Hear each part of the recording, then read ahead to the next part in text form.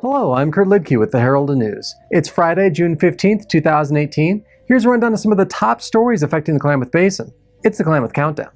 Water restrictions have been implemented in Chiloquin and Bly, reducing consumption to human use only for cleaning, bathing, sanitation, drinking, cooking, and pets. Washing cars, watering lawns, and gardens are now out for the foreseeable future amidst the current drought declaration. Chiloquin's restrictions went into effect on Monday, and the Bly Water and Sanitary District instituted their restrictions back on June 4th. The restrictions apply to around 140 wells in Bly, only those that are overseen by the Bly Water and Sanitary District. Construction and hiring has begun at the former Hagen's grocery store in downtown Klamath Falls, which is being converted into a holiday market slated to open in August. Around $2 million in renovations are being done to the site, which has sat vacant since 2015. Hiring has begun to fill about 40 to 50 jobs at the grocery store, with positions available listed on the Holiday Market website. Holiday Market has opened 15 grocery stores in California. This will be the first in Oregon.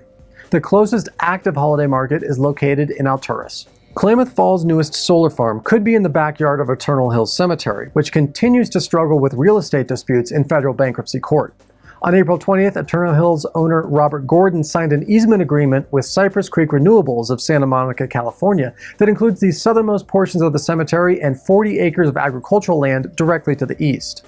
On Tuesday, Gordon's attorney said only the agricultural land is slated for a potential solar farm. The cemetery itself will not be part of the project. Eternal Hills has been in the spotlight since the former funeral home, Gordon, and funeral director Tim Lancaster lost their licenses in 2016 for numerous violations of state regulations. Gordon retains ownership of the cemetery grounds and the adjacent farmland, though efforts are underway in federal bankruptcy court to force the sale of the cemetery to a licensed funeral service provider. After only 2 months on the job, Lakeview Police Chief Will Behan resigned from his position effective Friday. Behan was hired to replace Travis Grindle, who resigned in February. Grindle had been in the position since 2016, taking over the full-time job after serving as interim chief for Jeff Camp, who was on medical leave for an extended period of time due to a back injury prior to retiring.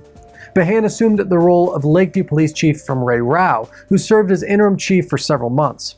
Rao is the Nissa police chief, and he split time between the two communities. Behan, who lives in Bly, took the Lakeview position after previously working for the Klamath County Sheriff's Office in Portland. Well, this weekend is graduation for KCC and Oregon Tech students. Congrats to all the graduates across the Klamath Basin. There's plenty happening as well, including dance recitals by Rachel's School of Dance at Mills Elementary School Auditorium Friday night at 6:30, and by Carla's The Dancer Studio Friday and Saturday at 7 at BBC Ministries. Saturday is Taste of Klamath at the Ross Raglan Theater starting at 5. Tickets for that are $35 at the door. It will include a sneak peek at the Raglan's new digital cinema experience. Sunday is both Father's Day and Living History Day at Collier Memorial State Park by Chiloquin, where visitors can experience history firsthand and see how life was like in Oregon's old lumber camps. That event will be from 10 to 3. And next week, don't forget that summer's arrival means the return of Third Thursdays in downtown Klamath Falls with food, vendors, games, and plenty to enjoy, which also kicks off the start of the annual Cruise of Klamath. Now, if you want more details of all that's happening around the Klamath Basin, check out the Limelighter section in Thursday's edition of the Herald and News. So until next week, for these stories and so much more, be sure to pick up your daily copy of the Herald and News or visit us online at heraldandnews.com.